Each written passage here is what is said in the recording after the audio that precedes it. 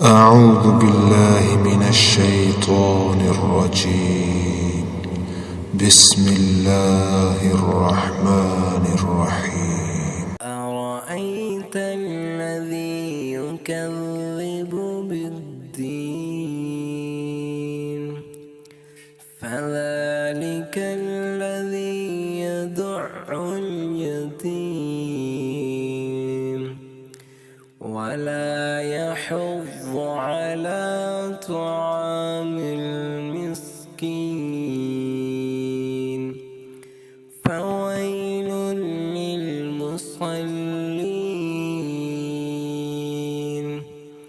الذين هم عن صلاتهم ساهون